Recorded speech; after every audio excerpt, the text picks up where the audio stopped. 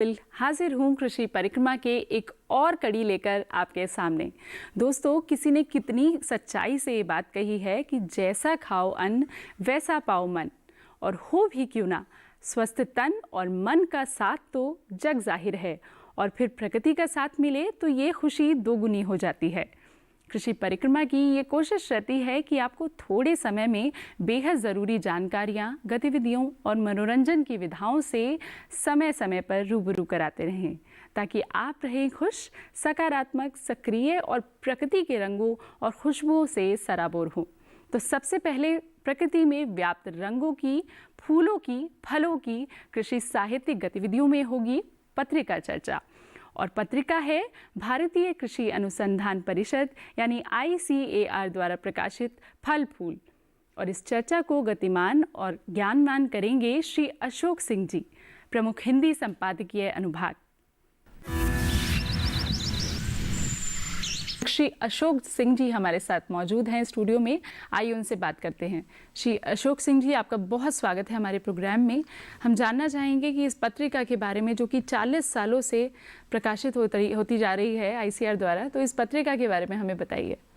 ये भारतीय कृषि अनुसंधान परिषद द्वारा ये पत्रिका लगभग 40 साल से शुरू हुई, जैसा आपने बताया। इससे पहले भारतीय कृषि अनुसंधान परिषद द्वारा खेती नामक एक पत्रिका निकाली जाती थी, लेकिन ये बाद में ज़रूरत समझी गई कि फल फूल सब्जियों के बारे में एक अलग से पत्रिका हो, जिसमें कि इन सब चीज़ों के बारे में किसानों और आम लोगों को भी जानकारी मिल सके। तो ये जो पत्रिका है, जैसा कि अभी इस पत्रिका के बारे में जो ये कह रही थी, वही मैं आप आगे बढ़ाना चाहता हूँ। इस पत्रिका में हम लोग फल फूल सब्जियों के बारे में बात करते हैं, और ख़ासतौर से जो प्रगतिशील किसान हैं उनके लिए जो भारतीय कृषि अनुसंधान परिषद द्वारा जो अनुसंधान कार्य किए जा रहे हैं, नए बीज, नई तकनीकें, नई कृषि की और जो पद्धतियां हैं, उनके बारे में हम लोग बताने की कोशिश करते हैं। और ये पत्रिका की खास बात ये भी है कि बहुत ही सरल भाषा में इसमें हम लोग देते हैं, जिसमें कि वैज्ञानिक दृष्टि से जानकारी उतनी नहीं हो जितनी कि किसानों के लिए उपयोगी हो जानकारी। तो मैं एक बार फिर से मैं ये दोहराना चाहूँगा कि इस पत्रिका के उपयोग सिर्फ किसानों के लिए ही नहीं है, बल्कि गृहवाटिका और जो लोग अपने घर में जो घर की बगिया जो लोग पसंद करते हैं, उनके लिए भी इसकी काफ़ी उपयोगिता है। जी, इस पत्रिका की खास बात क्या है? ऐसे कौन से स्तंभ हैं जिन पे आप विशेष प्रकाश डालना चाहेंगे? इस पत्रिका की सबसे खासियत यही है, जैसे मैंने बताया कि फल फूल सब्जियों के बारे में, बागवानी के बारे में इसमें हम लोग बात करते हैं। और इसमें भारतीय कृषि अनुसंधान परिषद की जो संस्थान है, जो उनकी बागवानी, फल फूल और सब्जियों पर अनुसंधान कर रहे हैं, जिसमें नई किस्मों के बारे में नई किस्में आ रही हैं, और कम लागत में कैसे नई ज़्यादा उपज लें हम लोग, इस पर हम लोग ज़्यादा फोकस रखते हैं। और इसमें कई ऐसे स्तंभ हैं जिनका कि किसानों के लिए बहुत उपयोगिता है। जी, क्या हम अपने दर्शकों को दिखा सकते हैं? ज़रूर मैं लेकर आया हूँ, मैं दिखाना चाहूँगा दर्शकों को। त्रैमासिक थी अब से कुछ साल पहले तक, लेकिन जब लोगों की मांग बढ़ी तो उसके बाद हम लोगों ने द्विमासिक कर दिया है पत्रिका, और लगभग 60 से 70 पेज की पत्रिका है, और इसका मूल्य भी बहुत ही रियायती मूल्य है, और सिर्फ 30 रुपये में ये मतलब कोई भी खरीद सकता है। और साल का जो उसका सब्सक्रिप्शन है वो और भी कम है, 150 रुपये में सालाना आप इसके ग्राहक बन सकते हैं। जी, अगर हम ख़रीदने की प्रक्रिया की बात कर रहे हैं तो हम जानना चाहेंगे कि इसकी जानकारी क्या आपके वेब पोर्टल पे हमें मिल सकती है, या इसकी हार्ड कॉपी हमें कहाँ से प्राप्त होगी? इसकी हार्ड कॉपी जो है हमें वो आप लोग हमारे जो पूसा में हमारा एक कृषि ज्ञान प्रबंध निदेशालय है, जहाँ से ये प्रकाशित होती है, वहाँ से आपको मिल सकती है कि कोई भी दर्शक, कोई भी किसान या कोई भी व्यक्ति जाके खरीद सकता है। और इसके बारे में वेबसाइट पर भी इसकी हम ऑनलाइन कॉपी, इसके वर्जन उपलब्ध है, जो कि वेबसाइट का मैं एड्रेस अगर मैं बताना चाहूँगा, www.icar.org.in। वहाँ से ऑनलाइन भी इस पत्रिका का आप सॉफ्ट कॉपी आप देख सकते हैं। और जहाँ तक ग्राहक बनने की बात है, वो पूसा गेट में जो हमारा कार्यालय स्थित है, कैब 1 भवन में, वहाँ पे आके कोई भी इसका ग्राहक बन सकता है। जी, अगर हम गृह वाटिका की सर बात कर रहे हैं तो गृह वाटिका के बारे में मैं पूछना चाहूँगी। बहुत सारी आम जनता ऐसी है जो घरों में छोटे पैमाने पर बागवानी करती है, तो ये पत्रिका उनके लिए कैसे उपयोगी साबित होगी, इसके बारे में बताइए। इस पत्रिका में ये खास बात ये भी है इस पत्रिका की कि ये जो ऐसे लोग जो कि घरों में बागवानी करते हैं, छतों पे करते हैं या गमलों में करते हैं, उन लोगों के लिए भी ऐसी ऐसी तकनीकों के बारे में हमारे वैज्ञानिकों द्वारा लिखे हुए लेख होते हैं, जिनसे उनको जानकारी मिले कि वो कैसे बहुत ही छोटे स्तर पर भी ये अपना काम कर सकते हैं और अपने घर में जो सब्जी का जितनी खपत है वो वहाँ से भी वो बड़े आराम से उनको मिल सकती है वो। इसके दो फायदे हैं, एक तो आजकल जो सब्जियों के भाव आप देख ही रहे हैं उसकी तुलना में काफ़ी कम कीमत पर आपको मिल जाती है, और दूसरी चूँकि उसमें उर्वरक वगैरह का कम यूज़ की तकनीकें हैं तो वो जैविक एक तरह से आपको फसल मिलती है। तो दो फायदे हैं इससे अगर इसका लाभ उठाया जाए तो। जी, अगर हम तकनीकों की बात कर रहे हैं तो यहाँ पे एक अहम मुद्दा आता है अपडेशन का, क्योंकि हम मैगज़ीन से जुड़े हैं तो अपडेशन होना ज़रूरी है। समय के साथ साथ बहुत सारी नई तकनीकें आ रही हैं, परिवर्तन हो रहे हैं, तो क्या उन न्यूज़ को उनको भी अपडेट किया जाता है इस पत्रिका में? उसके बारे में बताएं।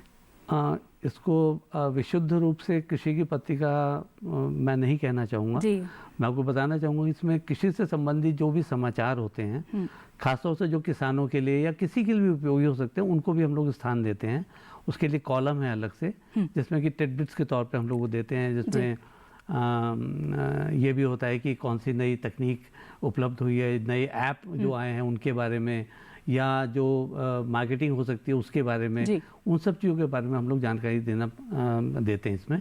और यहाँ पे एक बात और मैं जोड़ना चाहूँगा कि इस पत्रिका में हमारा एक नियमित स्तंभ है अगले माह बागों में।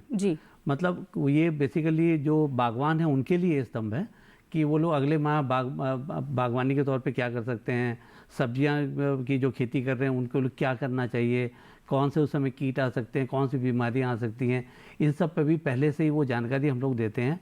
और ये क्योंकि 1 महीने पहले लगभग ये पब्लिश हो जाती है पत्रिका, तो किसानों को या जो भी इसका फ़ायदा उठाना चाहे उनको इस बारे में काफ़ी कुछ समय मिल जाता है ये करने के लिए। जी, इसी के साथ में हम यहाँ पे चर्चा कर ही रहे हैं बहुत सारी अपडेशन की, न्यूज़ की, तो योजनाएं भी सरकार द्वारा किसानों के लिए बहुत सारी चलाई जा रही हैं, क्या उनका भी इसमें संदर्भ दिया जाता है? हाँ शुभदा जी, बहुत अच्छा सवाल आपने पूछा और मैं खुद भी बताना भी चाह रहा था। ये भारतीय कृषि अनुसंधान परिषद चूँकि केंद्रीय कृषि एवं किसान कल्याण मंत्रालय का एक हिस्सा है, तो हमारी ये जिम्मेदारी हो जाती है कि जो भारत सरकार द्वारा जो भी योजनाएं किसानों के लिए चलाई जा रही हैं उनकी भी हम लोग जानकारी दें। तो इस पत्रिका में हम लोग समय समय पर ऐसी जो योजनाएं हैं जिनसे किसान या लाभ उठा सकते हैं या रियायती ऋण उनको उपलब्ध हो सकता है या मार्केटिंग की कहाँ कर सकते हैं, उन सब के बारे में हम लोग थोड़ी जानकारी हम लोग देते हैं जिसका वो लोग लाभ उठा सकते हैं। जी, अगर हम पत्रिका की बात कर रहे हैं तो एक अहम रोल अदा करते हैं, वो है हमारे लेखक। तो लेखकों की अगर बात करें तो आप इसके बारे में हमें बताइए कि कौन लेखक इस पत्रिका से जुड़ सकते हैं? क्या सिर्फ किसान या शोधार्थी इसमें लिख सकते हैं या कोई भी इस पत्रिका में अपने लेख भेज सकता है? इस पत्रिका को जो शुरू करने का उद्देश्य था वो ये था कि जो भारतीय कृषि अनुसंधान परिषद का जो अनुसंधान तंत्र है, जिसमें कि कई ऐसे इंस्टीट्यूट हैं जो कि सब्जियों पर, बागवानी फसलों पर या और चीज़ों पे जो काम कर रहे हैं, उनमें जो उपलब्धियां हम लोगों की है, ICAR की उपलब्धियां हैं, उनको हम लोग इस पत्रिका के माध्यम से अपने जो पाठकगण हैं या किसान हैं उन तक पहुंचा सकें। और इसमें लिखने वाले अधिकांश, तो सच बात तो ये है कि अधिकांश वैज्ञानिक ही हैं, लेकिन हम लोग प्रगतिशील जो किसान हैं उनकी जो सफलता गाथा है उनको भी प्रकाशित करते हैं। उसका कारण ये है कि किसान जो प्रगतिशील अपने जो किसान भाई उनकी बात को ज़्यादा उसको अच्छी तरह से समझ पाते हैं, बजाय कि जो वैज्ञानिक अपने ढंग से जो बातें उनके सामने रखते हैं, क्योंकि उनके सामने एक उदाहरण होता है कि उन्होंने ये जब फसल ये लगाई तो उसका इतना फ़ायदा हुआ, तो उनको लगता है जब वो कर सकते तो हम क्यों नहीं कर सकते। तो यही कारण है कि हम लोग न सिर्फ शोधार्थियों से बल्कि वैज्ञानिकों से और किसानों से भी हम लोग जो लेख प्राप्त होते हैं उनको हम लोग इस्तेमाल करने की कोशिश करते हैं। सर, अमूमन देखा गया है कि वैज्ञानिक पत्रिकाओं में समय दर समय बहुत सारे विशेषांक निकाले जाते हैं, तो क्या इस पत्रिका में भी कुछ ऐसे विशेषांक निकाले जाते हैं? हाँ, नहीं, ये बिल्कुल हम लोग निकालते हैं। उसका कारण ये है कि एक ही पत्रिका में वो समग्र रूप से किसी भी चीज़ के बारे में या किसी भी फसल के बारे में, सब्जी के बारे में वो पूरी जानकारी किसानों को या जो भी उससे संबंधित लोग हैं उनको मिल जाती है। बहुत बहुत शुक्रिया हमारे साथ चर्चा में जुड़ने के लिए। आशा है हमारे दर्शक भी इस पत्रिका के माध्यम से कृषि के बहुत सारे आयामों से जुड़ेंगे। बहुत धन्यवाद आपका। थैंक यू, शुक्रिया।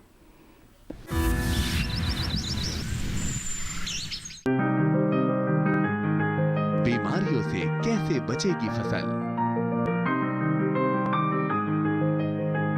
मवेशियों की मुश्किलों का क्या है हल, कहां से लाएं बीज, कितनी लगेगी खाद, किसानों के हर फोन का विशेषज्ञ देंगे जवाब। देखिए हेलो किसान लाइव सोमवार से शुक्रवार शाम 6 बजे। हम आ रहे हैं आपके गांव। घूमते फिरते का कारवां पहुंच चुका है मथुरा में। हम आप पहुंचे हैं कांगड़ा जिले में। सामान्य ज्ञान के पूछेंगे सवाल। वार्षिक पुष्कर मेला किस राज्य में आयोजित किया जाता है? इनमें से क्या जैविक रूप से नष्ट नहीं होता है? इसके लिए इनके पास 4 ऑप्शंस हैं। देखें घूमते फिरते रविवार सुबह 7:30 पर। ब्रेक के बाद आपका स्वागत है और देखते हैं कि इस सप्ताह कृषि जगत में क्या चल रहा है। तो आइए चलते हैं हमारे कार्यक्रम के दूसरे भाग यानी कृषि गतिविधि सेगमेंट में।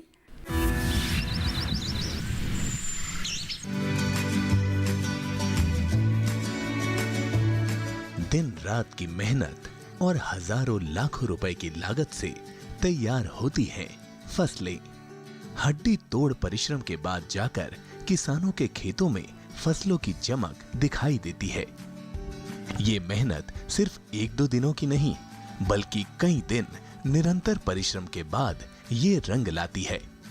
अच्छे और बेहतर उत्पादन के लिए किसानों को छोटी से छोटी बात का ध्यान रखना पड़ता है, जिनमें से एक है फसलों को जानवरों और पक्षियों से बचाना। इसके लिए कई किसान खेतों में ही मचान बनाकर और उन पर ऊपर बैठकर अपने खेतों और फसलों की देखभाल करते थे। ऊपर बैठे बैठे चारों ओर होने वाली हलचल और पशु और पक्षियों पर नजर रखते थे, जिससे वो पैदावार को बचा सकें।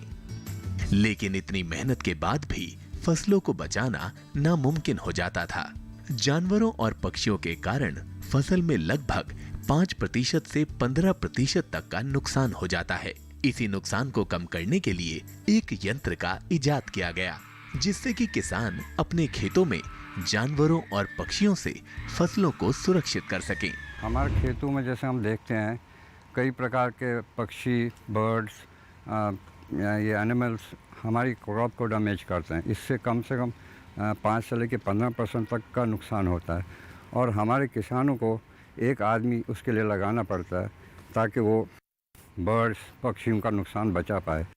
इसी को देखते हुए हमने एक सोलर एनर्जी बेस्ड एक यंत्र बनाया जो कि राउंड द क्लॉक 24 घंटे चलता जाएगा बिना रुके, और उसमें हमने टाइमिंग फिट कर रखी है जो मतलब हर 120 सेकंड के बाद बजता रहे। तो आपने देखा किस तरह से इस यंत्र से आवाज निकलती है, जिसके कारण जानवर और पक्षी खेतों से दूर रहते हैं और फसलों को हानि नहीं पहुंचा पाते। सौर ऊर्जा से चलने वाला ये यंत्र 120 सेकंड के बाद खुद ही आवाज निकालता है, जिससे कि जानवर और पक्षी खेतों से दूर रहें। किसान को कोई आदमी नहीं लगाना पड़ेगा और इसकी कीमत लगभग 2500 से 3000 है। और अगर हम देखें किसान आदमी लगाता है तो 15 दिन में उसका ये खर्चा वसूल हो जाता है, आदमी का लागत बच जाती है। इसका मेनली हमने डिफरेंट आवाज़ रखी है ताकि किसी एक आवाज़ का पक्षी यूज ना हो जाए। हमने कई प्रकार की इसमें आवाज़ें रखी है जो हर 120 सेकंड के बाद बजती रहेंगी और ये राउंड द क्लॉक चलेगा, बारिश में चलेगा, हमेशा हर मौसम में चलेगा।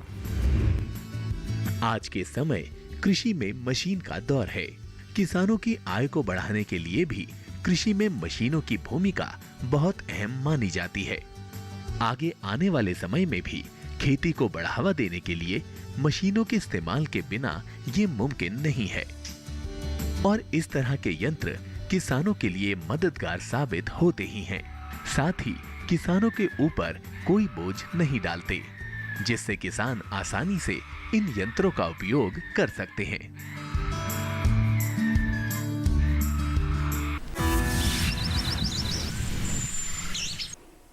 और अब बात करते हैं दर्शकों की और उन युवा और कार्यरत कृषि कर्मियों की। जी हाँ, आपका अंदाज़ा बिल्कुल ठीक है।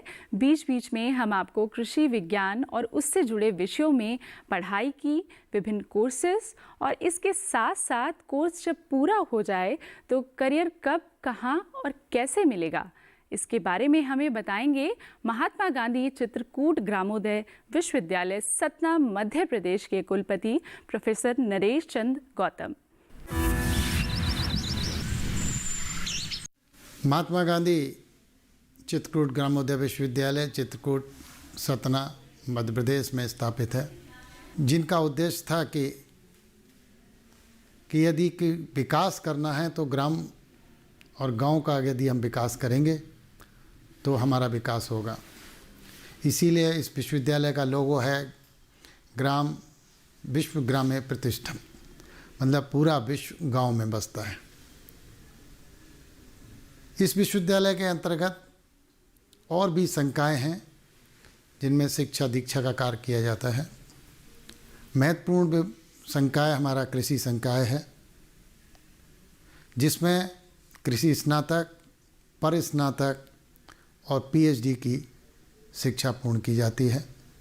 जो शिक्षा ग्रहण कर लेते हैं और जो किसान भाई कृषि से जुड़े हुए हैं उनके लिए भी हमारे यहाँ उन्नत भारत अभियान के अंतर्गत प्रशिक्षण कार्यक्रम दिया जाता है, बीज दिए जाते हैं, तकनीकी ज्ञान दिया जाता है और उनके क्षेत्र पर विभोग के बच्चे जाके पूरी एक फसल का कार्यक्रम उनको समझाते हैं कैसे अधिक उत्पादन लिया जा सकता है।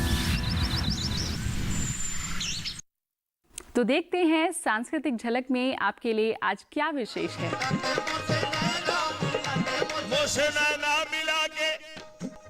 हज़रत अमीर खुसरो का कलाम पेश कर रहा हूँ और बाबा बुल्ले शाह का एक पंजाबी का शेर याद आ गया। पंजाबी का शेर पेश कर रहा हूँ बाबा बुल्ले शाह का। मोसे नैना मिला के कहा एक शख्स ने मजनू नूरुल आशिक के दे वे तेरी लैला रंग दी काली और जिथा जवाब मियां मजनू वे तेरी अख नहीं वेखण वाली।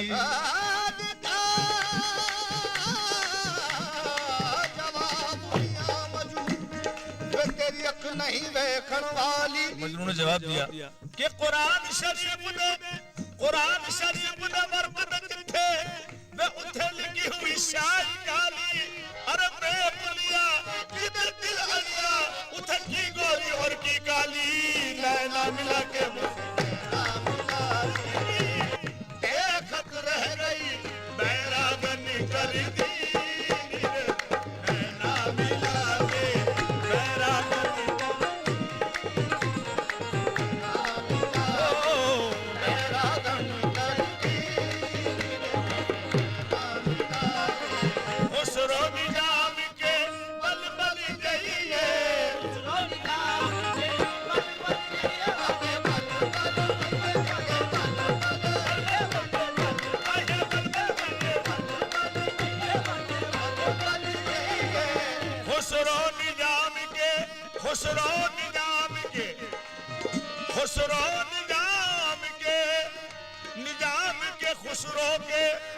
खुसरो निजाम के बल बल जाइए मोहे सुहागन की।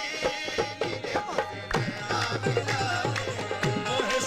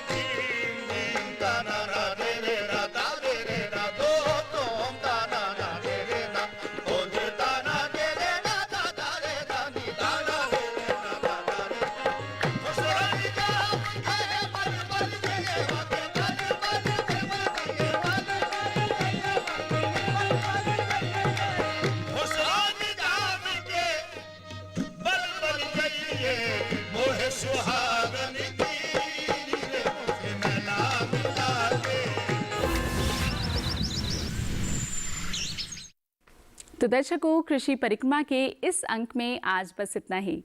पूरी टीम को दीजिए इजाजत और अगले सप्ताह फिर मिलेंगे खेती, प्रकृति, फल फूल से सराबोर फिर किसी पड़ाव पर। तब तक के लिए स्वीकार कीजिए शुभदा कपिल का नमस्कार।